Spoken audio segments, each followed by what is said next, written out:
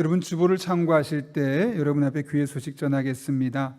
우리 교회를 방문하신 모든 분들 주님의 이름으로 환영합니다. 등록 원하시는 분 말씀하시면 제가 친절하게 도와드리겠습니다.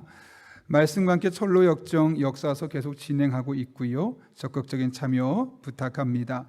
예배 안내입니다. 오늘은 가정예배 주간으로 원포인트 예배로 드리고 있습니다. 작년과 교회학교가 같은 본문으로 말씀을 나누고 있는데 꼭 가정에 돌아가셔서 자녀와 또 부부가 이번 한 주간 예배를 함께 가정예배를 들으시고 마지막 예배니까 함께 인증사진을 교회로 또 교구로 목사에게 보내주시기를 부탁합니다.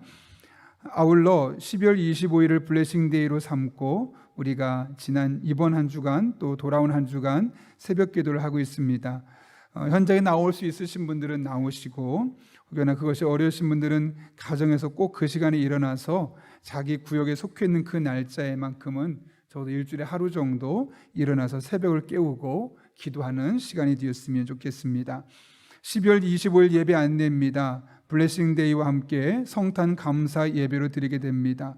그날 유아 세례도 함께 드려지게 되는데요.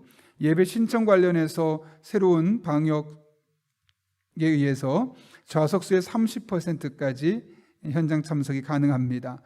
화요일에 문자를 보낼 때 링크를 통해 또 전화를 통해 교회로 신청해 주시면 되겠습니다. 150명까지 신청하시면 됩니다. 당일 유아 세례식이 있습니다. 대상자는 사무실로 신청해 주시길 바라고요. 차량은 주일 3부 예배와 동일하게 운행합니다. 12월 26일 오후 4시에 은퇴 예식이 있습니다. 세 분의 장로님과 두 분의 권사님 은퇴하시는데 그동안 섬김, 헌신을 축복하는 자리에 참여해 주시고 또 참석하지 못하는 분들도 이분들을 위해서 함께 기도해 주시기를 바랍니다. 계속해서 사역 조직 및 지원자 명단을 게시판과 홈페이지에 게시했는데요. 끝났다고 생각하지 마시고 중간에라도 내가 하나님께서 주시는 마음이 있어서 이곳에서 봉사하겠다라는 마음이 있으면 언제든 교회를 통해 신청하시면 되겠습니다. 서리집사 교육은 이번 주에 유튜브를 통해서 교육 영상 제공되고요. 출석 댓글 쓰고 홍길동 집사 등등 시청 완료를 써주시면 되겠습니다. 2022년 상반기 훈련 과정 모집하고 있습니다. 주보를 보시면서 우리가 늘 하던 과정이지만 그중에 올해는 교회사에 대한 부분도 첨가가 되어 있습니다. 적극적으로 여러분들 하나님의 말씀을 이런 때 공부할 수 있기를 부탁드립니다. 여전도회 신임원단 모임을 오늘 오후 3부 예배 후에 2층 로덴실에서 하게 됩니다. 참석 부탁드리고요. 강영장학회 총회가 오늘 오후 1시에 있습니다. 우리 교회에서 이제 장학회를 운영하면서 어려운 이웃들, 학생들을 돕고 있는데 오늘 총회가 있습니다. 회원들은 1시에 이 대예배실로 모여주시기를 부탁드립니다. 헌금자 명단 이번 주는 게시판과 홈페이지에 게시되어 있으니 확인하시기를 부탁드립니다. 교우 소식 전하겠습니다. 결혼 소식입니다. 송준호 집사님, 김지선 성도님의 결혼이 돌아오는 토요일입니다. 성탄절 오후 4시에 페이지 웨딩에서 있습니다. 두 부부가 행복하게 잘 살아갈 수 있도록 지금도 잘 지내시지만 또 기대해 주시고 또 젊은 분들 함께 축복해 주시면 감사하겠습니다. 장례 광고입니다. 4건의 광고가 이번 한 주 동안 있었는데요. 기남순 집사님의 모친께서 하나님의 부르심을 받았고 박미연 집사님의 모친께서 금요일에 하나님의 부르심을 받아서 내일 오전 7시 30분에 발인 천국 환송 예배가 있습니다. 용인 평원의 숲에서 있는데 함께 하실 수 있는 분들은 함께 해주시고 또 못하시는 분들은 기도해 주시기를 부탁드립니다. 이윤재 집사님의 어머니께서 또 부르심을 받으셨고 황상진 집사님의 아버지께서 또한 하나님의 부르심을 받았습니다. 그 중에 이윤재 집사님과 황상진 집사님 두 분 부모님은 코로나로 인해서 병원에서 계시던 중에 하나님의 부르심을 받았습니다. 예측하지 못했던 상황이었기 때문에 많이 마음이 아프고 또 눈물까지도 흘리신 상황이었는데요. 황상진 집사님 가정 같은 경우는 모든 장례 절차를 어제 하루 만에 다 끝내서 이제 더 이상 장례식을 우리가 갈 수는 없지만 나중에 뵙게 되면 또 위로해 주시고 또 기도로서 이 상황을 잘 이겨낼 수 있도록 황상진 신민정 집사님 위해서 기도해 주시기를 부탁드립니다. 아울러 이윤지 집사님 가정에는 아직 아버지께서는 그러니까 아내가 세상을 떠나신 것을 모르고 계십니다. 같이 확진되셨다가 이제 치료받는 상황이라서 이번 주에 그 내용을 알려드리고 아마도 다음 주 월요일 27일, 28일 즈음에서 남은 장례 절차를 진행하게 될 것 같습니다. 그래서 자세한 내용은 여러분에게 안내드리지 않았는데 문자가 가게 되면 또 위로해 주시고 함께 기도해 주시기를 부탁드립니다. 이 코로나 시국에 밖에 나가서 우리가 또 마스크 잘 쓰고 또 우리 건강을 지킬 뿐만 아니라 또 다른 분들의 건강까지 우리가 잘 챙겨줄 수 있는 그런 시간이 되었으면 좋겠습니다. 참 마음이 많이 아프셔서 우시는 걸 제가 보고 저도 참 마음이 좋지는 않았었는데 여러분을 위해 기도할 때 우리 교우들을 위해서 또 우리 교우가 아니더라도 이런 코로나나 여러 가지 예상치 못했던 질병으로 세상 떠나가는 분들을 위해서 우리가 시간 날 때마다 함께 기도해 주시기를 부탁드립니다. 더 자세한 광고는 주보를 참고해 주시고 우리 함께 하나님 앞에 기도하고 말씀 나누겠습니다. 거룩하신 아버지 하나님, 우리를 주님 전에 불러주신 은혜 진심으로 감사를 드립니다. 말씀을 듣는 이 시간 성령 하나님께서 우리를 붙들어 주셔서 오늘 주시는 말씀이 내게 주시는 말씀으로 들려지게 하여 주시고 이를 통해 또 한 주를 살아갈 수 있는 힘과 은혜를 공급받는 복된 시간 되게 하여 주옵소서. 예수님의 이름으로 기도하옵나이다. 아멘. 우리 앞뒤 좌우에 있는 분에게 이렇게 인사하고 축복하겠습니다. 당신을 만난 것이 제 인생의 가장 큰 기쁨입니다. 이렇게 한번 인사하겠습니다.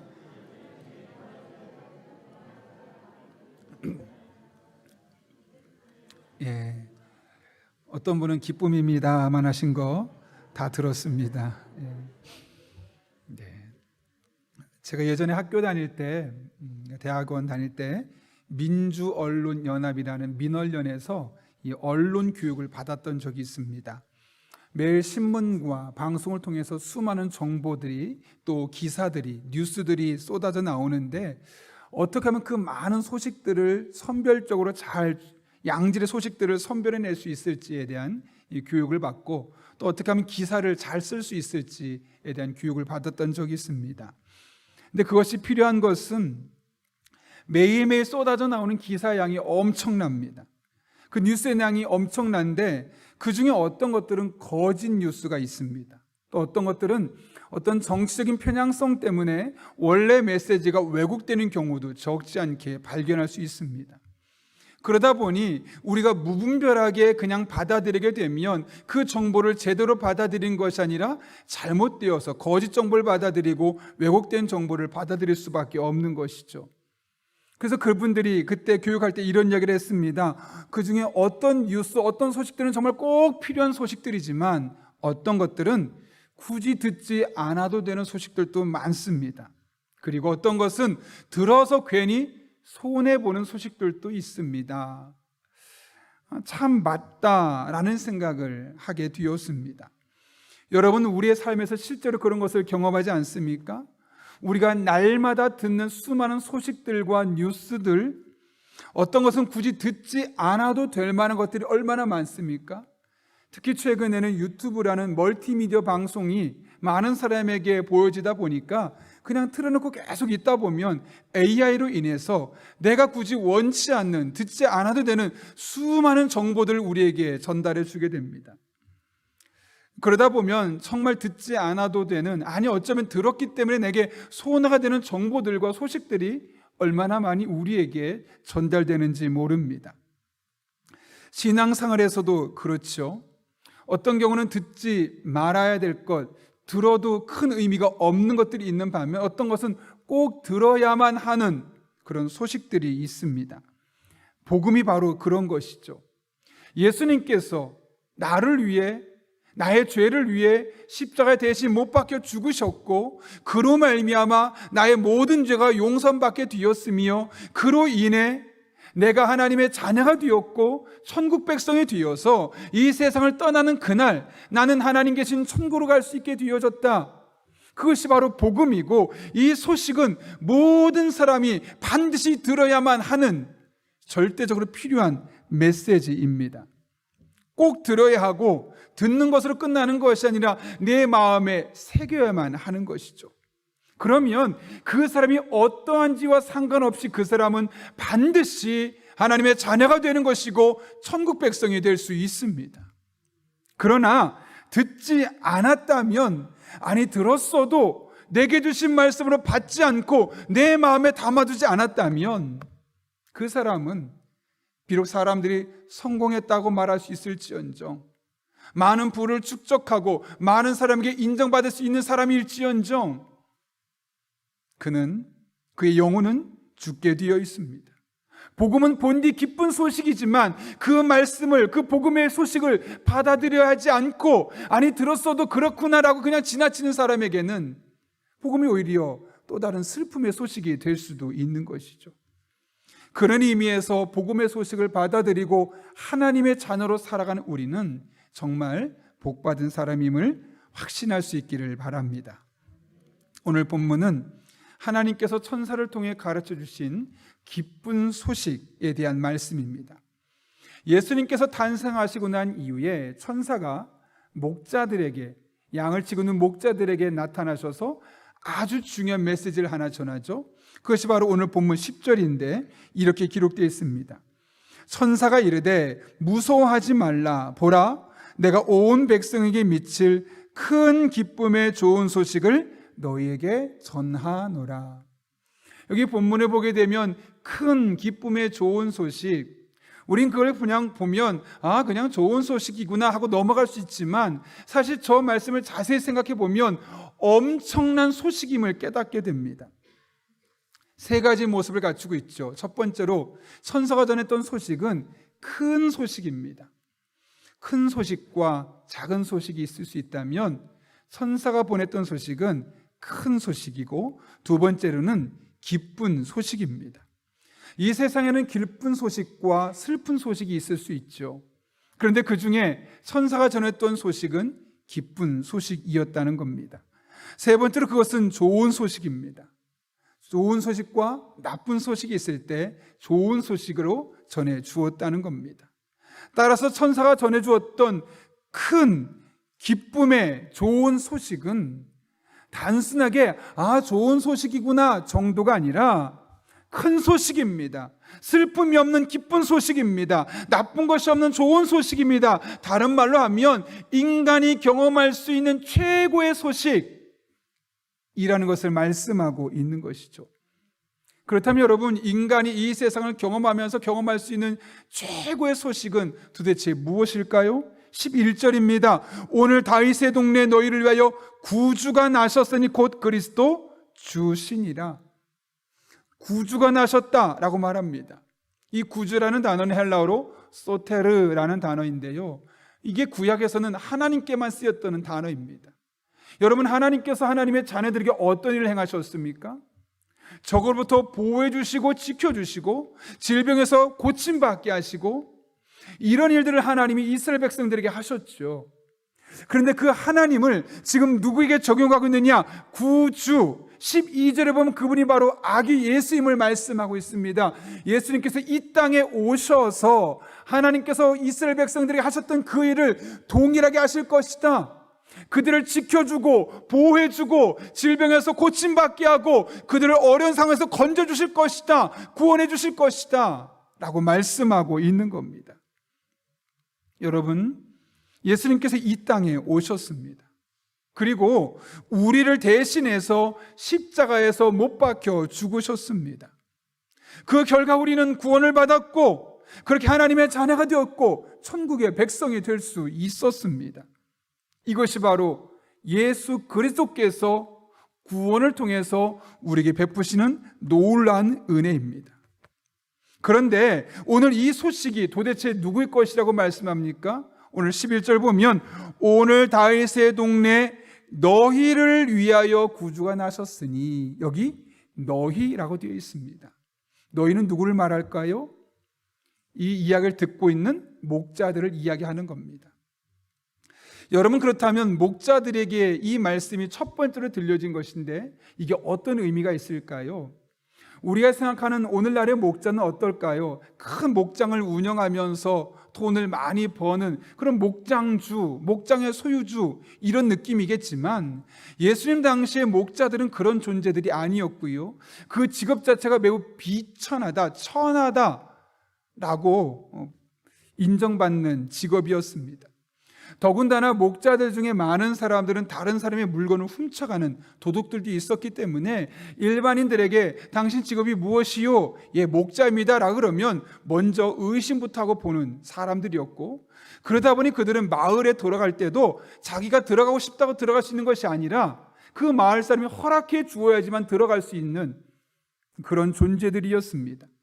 사람들로부터 무시를 받았었고, 사람들로부터 의심을 받는 존재였었고, 사람들로부터 깊이 대상했던 존재들이 바로 목자였다는 것이죠.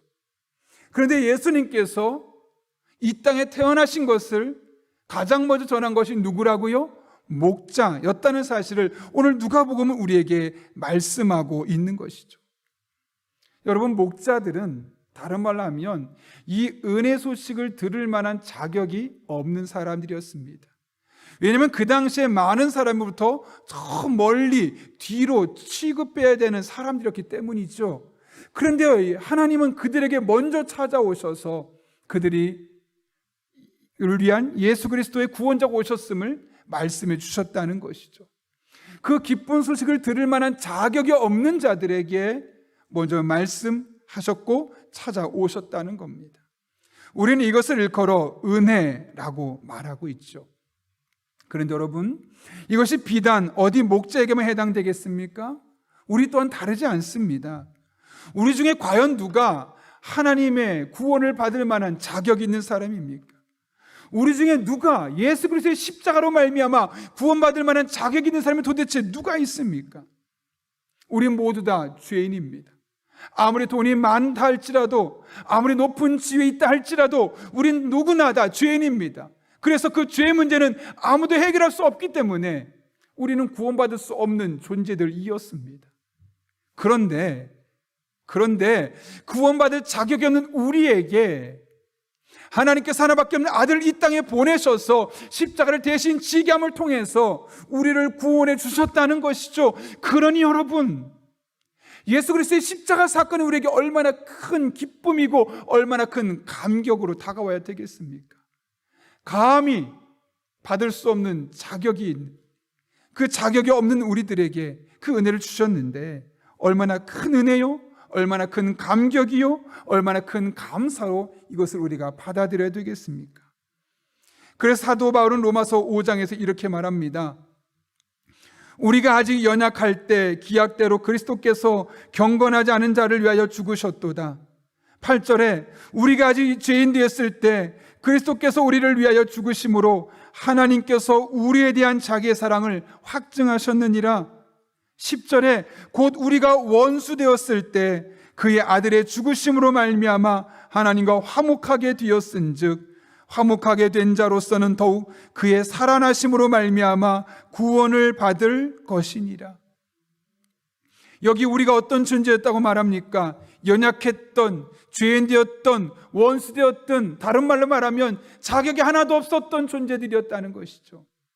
그런데 그럴 때라도 우리를 사랑해 주셔서 우리를 위해 예수님을 십자가에 못 박게 하셨고 그 결과 우리를 하나님의 자녀로 받아들여 주셨다는 겁니다. 우리가 이 사실을 잊지 말아야 합니다. 아니, 늘 떠올리며 하나님 사랑을 확신하며 우리에게 주어진 일상의 삶들을 살아가야 합니다.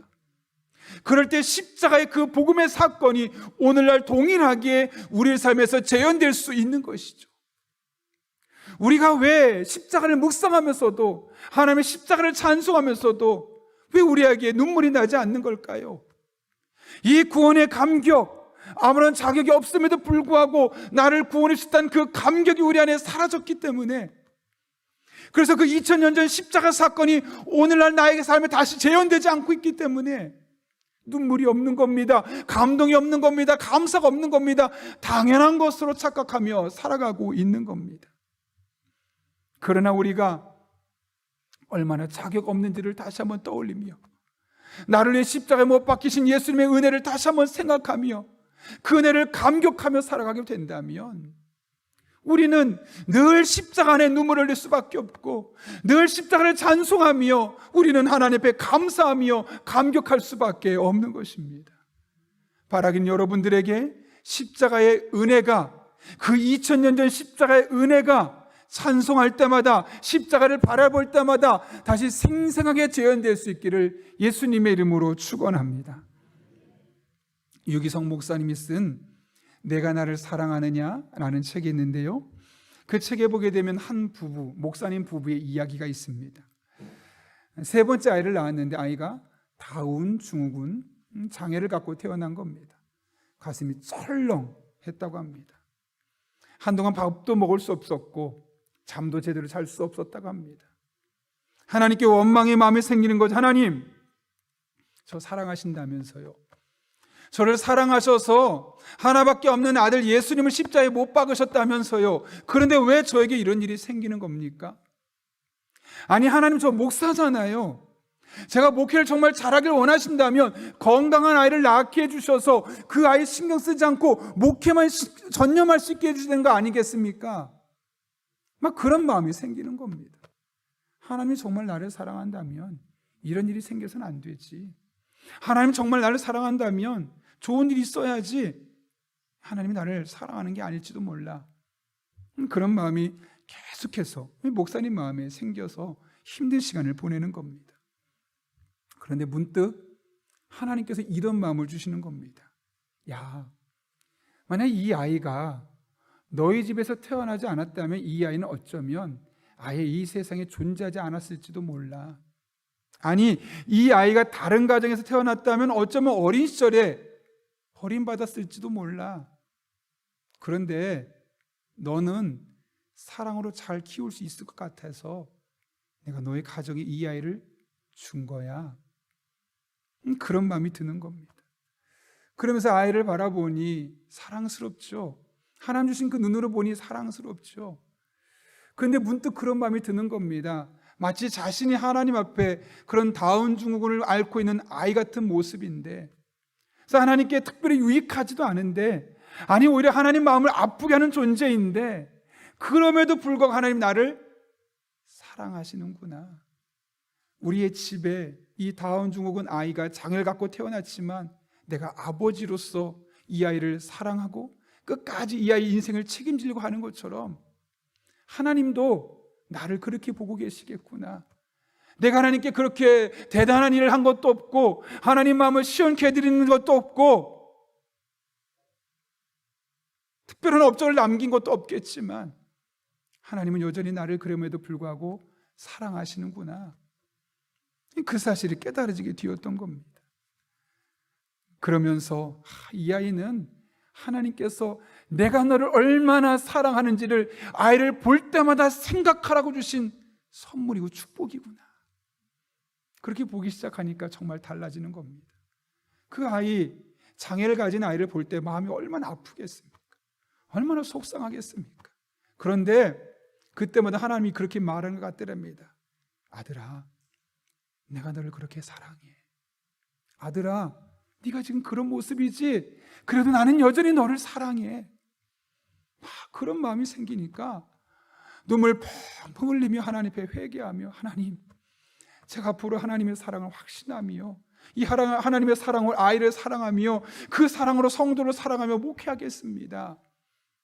그렇게 하루하루 살아가게 되었다는 것이죠. 여러분, 십자가는 하나님께서 나를 얼마나 사랑하셨는지, 그리고 그 사랑으로 지금도 얼마나 사랑하고 계시는지를 보여주는 바로메터와 같습니다. 따라서 우리가 십자가를 생각할 때마다, 십자가를 찬송할 때마다 저와 여러분 한 분 한 분에게 십자가 안에서, 십자가 위에서 벌어졌던 그 예수 그리스도의 사랑의 사건이 그때마다 여러분 한 분 한 분에게 재현될 수 있기를 예수님의 이름으로 축원합니다. 그렇게 늘 하나님의 사랑 안에 확신하며 살아가는 저와 여러분 될 수 있기를 예수님의 이름으로 축원합니다. 하나님께서 천사를 통해 보내신 메시지는 큰 기쁨의 좋은 소식이었죠. 모든 소식에는 어떤 대상들이 있습니다. 그 사람을 위해서 우리가 소식을 전하는 것이죠. 이 귀한 소식은 도대체 누구를 위한 것이었을까요? 좀 전에 11절에 살펴본 것처럼 1차적으로는 목자들을 위한 것이었습니다. 그런데 그것은 그 목자들에게 그치지 않습니다. 한 걸음 더 나아가는데 10절에서 이 복음이 미쳐야 될 대상이 누군지를 말씀하는데요. 같이 한번 읽겠습니다. 시작. 천사가 이르되 무서워하지 말라. 보라, 내가 온 백성에게 미칠 아멘. 이 소식은 온 백성에게 미칠 소식이었다라고 말합니다. 이 하나님의 사랑의 소식은 나만 듣고 아멘 감사하고 끝나는 사건이 아니라 이 사건이 필요한 사람들의 그 온 백성에게 전해져야만 한다는 것을 말씀하고 있는 것이죠. 이를 통해 우리는 복음의 궁극적인 지향점이 어디 있는지를 보게 됩니다. 온 백성이고 온 세상이요 땅 끝임을 알 수 있는 것이죠. 그래서 누가는 사도행전에서 이 사실을 구체적으로 이렇게 소개합니다. 오직 성령이 너에게 임하시면 너희가 권능을 받고 예루살렘과 온 유대와 사마리아와 땅 끝까지 이르러 내 증인이 되리라 하시니라.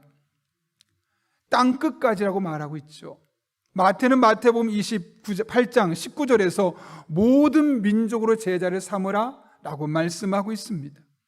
사도행전에서 땅끝이라고 말했고 마태복음은 모든 민족이라고 말했고 오늘 우리가 읽은 누가복음 2장은 온 백성이라고 말했습니다. 표현은 다르지만 대상은 너무나 동일합니다. 결국에는 이 세상 모든 사람들이 예수님이 우리의 구원자 되심을 들을 수 있도록 해라, 이 말씀 아니겠습니까? 그리고 이것이 바로 하나님께서 우리를 이 땅에 보내신 궁극적인 목적 중에 하나입니다. 여러분 혹시 달리는 교회라고 들어보셨습니까? 생소한 게 정상일 겁니다.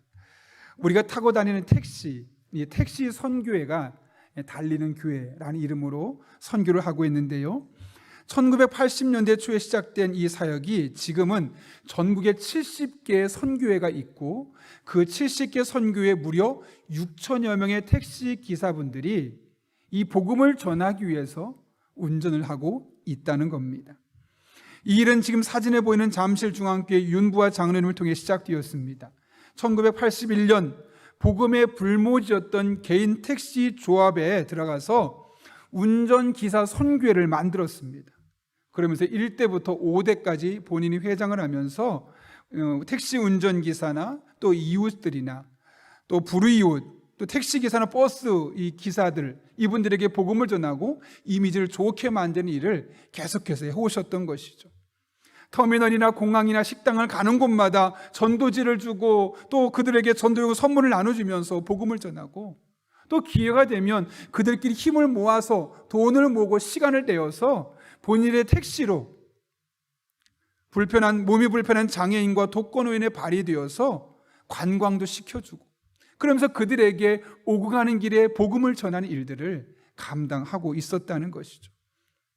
그런데 그분이 이 일을 처음에 시작하게 됐던 계기가 있습니다. 자동차가 드물었던 1970년대 목사님이 신방을 다녀야 되는데 토요일마다 신방을 가는데 집이 너무 멀리 있는 겁니다. 그러다 보니 한 군데 갔다 오면 신방이 제대로 이루어지지 않고 그러다 보니 이 집사님, 그 당시엔 집사님이셨죠. 마음에 드는 생각이 내가 차가 있는데 목사님이 걸어 다닐 때 자전거 타고 신방 다닐 때 내가 차로 타고 다니면서 신방하면 훨씬 더 짧은 시간에는 많은 사람을 신방할 수 있겠구나 라는 마음이 들어서 자신의 택시로 목사님을 태우고 다니면서 이 교인들을 신방하게 되었다는 것이죠. 그러면서 어느 날은 요한복음 3장 16절 말씀을 듣다가 예수님의 십자가의 사랑이 얼마나 큰지를 한번 깨닫게 된 겁니다. 그리고 나서 그래, 이 십자가의 은혜를 내가 잊어버려서는 안 되겠다, 늘 기억하며 살아야 되겠다 라고 생각하는데 한순간 이런 마음이 들더랍니다. 기억만 하면 뭐해, 전해야지. 그 마음이 들자마자 그럼 내가 택시 운전을 하면서 할 수 있는 모든 방법을 동원해 보자. 그러면서 뜻이 맞는 20명의 택시기사분들과 함께 선교를 조직하고 이제 복음을 전하기 시작하는 겁니다.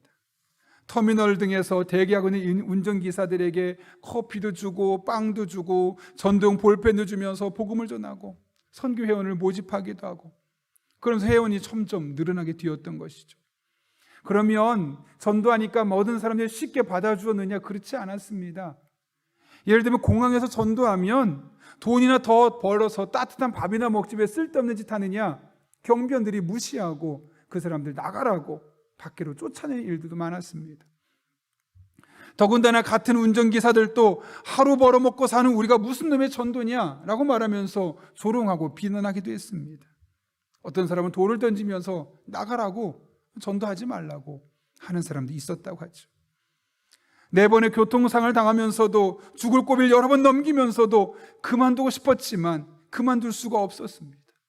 십자가를 생각하기만 하면 그 마음속에 나만이 은혜를 경험할 수 없지, 이 은혜를 모르는 사람이 훨씬 더 많은데 그들에게 전해야지 하는 마음에 그는 그만두고 싶을 때마다 또 나가고 또 나가고 또 나가고, 그렇게 택시 선교회를 섬기게 되었고, 무려 70개 지역에 6천 명이 넘는 사람들이 그 사명을 같은 마음으로 품고 운전할 때마다 복음을 전하고 예수님을 전하고, 운전하지 않는 날은 이웃을 섬기면서 그들에게 하나님의 사랑을 전하는 일들을 감당하게 되었다는 것이죠. 여러분, 이것이 왜 그가 그런 일을 하게 되었습니까? 십자가의 은혜를 기억하는 것만으로 중요한 것이 아니라 그 은혜를 전하는 것이 훨씬 더 중요하다는 사실을 깨달았기 때문 아니었겠습니까? 그런데 이와 비슷한 일을 감당하는 또 다른 분들이 있습니다. 복음의 전함이라는 단체가 있는데요, 이 복음의 전함은 광고를 통해서 하나님의 사랑을 전하는 비영리 광고 선교단체입니다.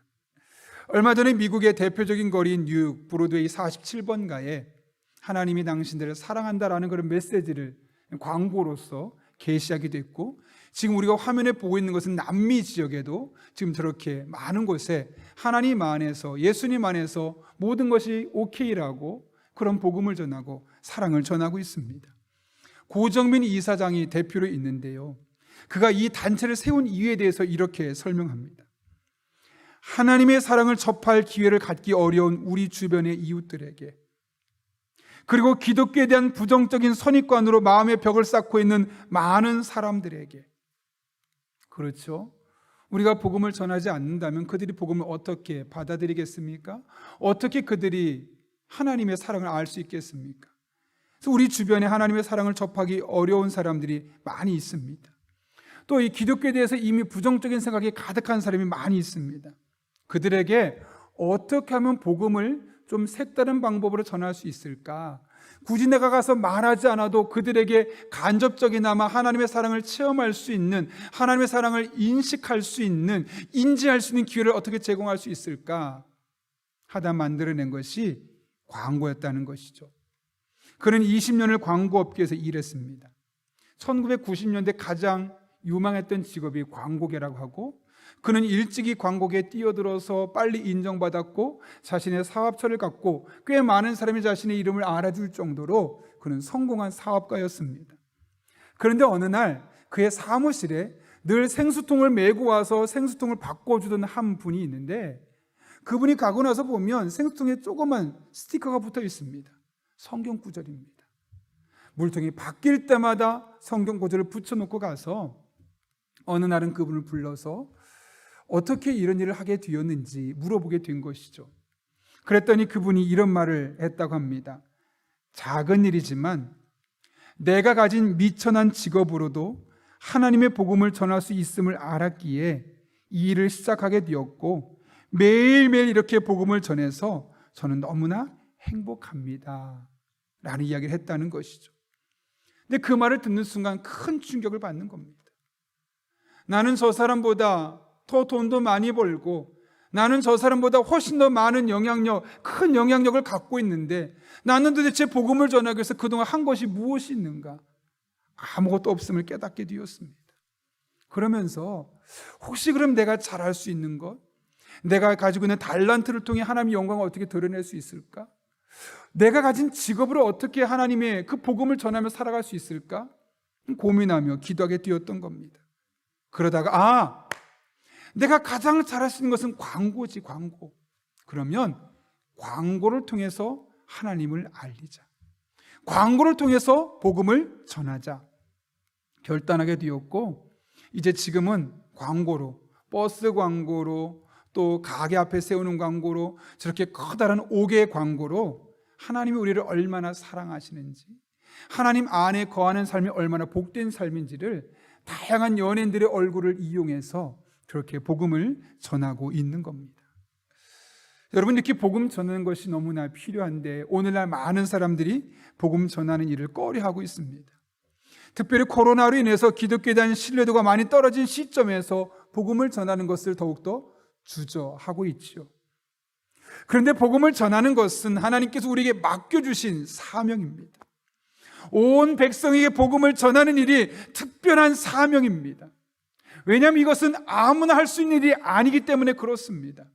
여러분, 복음을 전한다는 것은, 예수 그리스도의 십자가를 전한다는 것은 그것을 경험한 사람은 할 수 있는 일이기 때문에 그것은 특별한 일입니다. 예레미야를 눈물의 선지자라고 부르죠. 하나님의 사랑을 전하다, 이 복음의 메시지를 전하다 뺨도 맞고요, 감옥에도 투옥되고요, 심지어 비난과 조롱을 당했던 사람이기 때문에 그렇습니다. 그래서 그의 마음속에 그만하자 그런 마음이 생겼는데 도저히 그만둘 수가 없었습니다. 왜 그러느냐? 예레미야 20장 8절과 9절에서 이렇게 말하는데, 8절 여러분 먼저 같이 한번 읽어볼까요? 8절 말씀입니다. 시작. 대저 내가 말할 때마다 외치며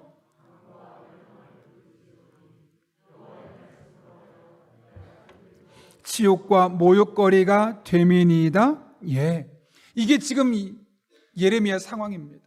하나님의 사랑을 전하고 하나님의 은혜를 전하고 그렇게 하면 안 된다고 하나님 뜻을 전했더니 사람들이 치욕거리가 되고 모욕거리가 되게 하고 감옥에 투옥하고 심지어 뺨을 때리고 눈물이 날 수밖에 없는 상황이었습니다.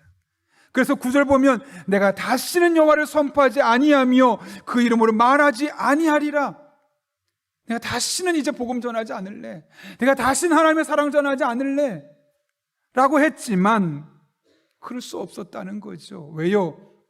나의 중심이 불붙는 것 같아서 골수에 사무치니 답답하여 견딜 수 없었다. 이게 무슨 말일까요? 복음을 전하지 않으려고 가만히 집에 들어와 있으면 마음에 불이 일어나는 겁니다. 그래, 하나님이 나를 얼마나 사랑하시는데, 내가 어떤 존재인데, 그런데 이 사실을 모르는 사람이 너무나 많잖아. 내가 나가지 않으면 저 사람은 알 수 없는데, 막 불같이 일어나니까 감정적으로 나가고 싶지 않은데 그 마음에 불같이 일어나니까 하나님의 복음을 붙들고 나아갈 수밖에 없는 겁니다.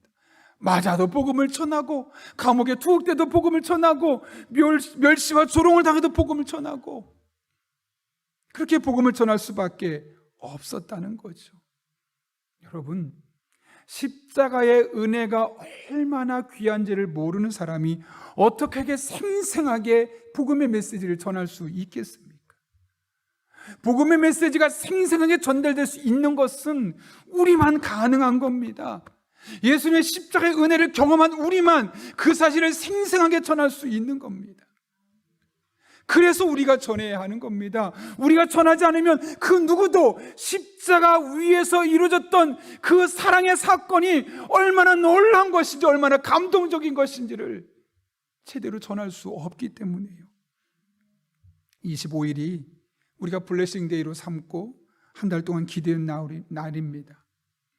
여러분, 일주일밖에 남지 않았습니다. 우리가 꼭 복음을 전했으면 좋겠습니다. 일주일 동안 기도하고 적어도 한 사람 이상에게 예수님을 전하십시오.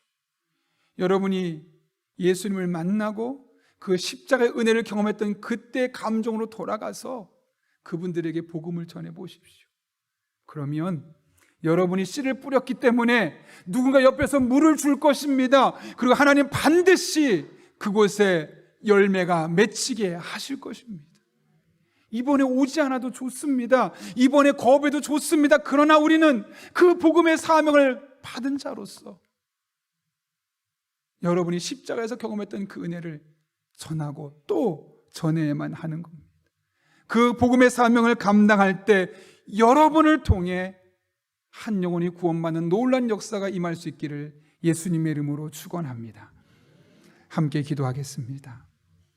이 시간 기도할 때 오늘 말씀을 기억하면 우리가 한 1분 정도만 기도하면 좋겠습니다. 하나님 앞에, 하나님, 제가 예수님의 십자가를 바라볼 때마다 눈물 나게 하시고, 십자가를 바라볼 때마다 감격하게 하시고, 십자가를 바라볼 때마다 하나님의 사랑을 깨닫게 하여 주옵소서. 한 걸음 나아가서 그 십자가의 사랑을 모르는 사람이 너무나 많습니다. 우리나라 80%가 이 십자가의 사랑을 모르며 살아갑니다. 그들에게 내가 복음을 전할 수 있게 달라고, 내가 아니면 생생하게 전할 수 없는데 내가 그 복음의 일꾼이 되어서 예수님의 십자가 사건을 전할 때 그 복음의 메시지를 듣는 이들의 마음의 문이 열려지고 그들이 하나님의 자녀되고 천국 백성 되는 놀라운 은혜가 있게 달라고 우리 1분 정도 하나님의 도우심을 구하며 간절한 마음으로 함께 기도합니다. 거룩하신 아버지 하나님, 오늘 우리를 주님 전에 불러주신 은혜 진심으로 감사를 드립니다. 하나님만 바라보며 하나님만 찬양하며 하나님을 의지하며 믿음으로 나가는 우리 성도 한 분 한 분에게 2000년 전 예수님의 십자가의 죽으심이 우리가 십자가를 생각할 때마다, 찬송할 때마다, 예수님의 이름을 부를 때마다 우리 안에 오늘의 사건으로 경험되게 하여 주옵소서. 그리하여 감사하게 하시고 감격하게 하시고 눈물로 하나님의 은혜를 되새길 수 있는 주의 종들 되게 하여 주옵소서. 뿐만 아니라 우리가 이 구원의 기쁜 소식을 전하며 살기를 원합니다. 이 구원을 알지 못하는 이들이 적어도 80% 정도가 이 땅에 존재하는데, 하나님, 우리가 경험했던 이 하나님의 은혜와 사랑을 전할 때 그들의 마음의 문을 열어주시고, 아버지 하나님께서 마침내 복음의 열매가 맺혀질 수 있도록 그들의 마음을 움직여 주옵소서. 지금 당장이 아니어도 좋습니다. 우리가 이 귀한 복음의 사명을 매일매일 감당하길 원합니다. 예수님 믿지 않는 영혼에게 전할 때 그들의 마음의 문이 활짝 열려지게 도와주시고, 예수 그리스도 안에서 새로운 삶을 살아갈 수 있는 귀한 기회의 문이 열려질 수 있도록 주님 은혜를 더하여 주옵소서. 우리가 그 귀한 사명에 쓰임받기를 원합니다. 하나님의 영광 위에 쓰임받기 원합니다. 거룩하신 아버지 하나님, 우리 성도들의 삶 가운데 친히 능력으로 지혜로 역사하여 주옵소서.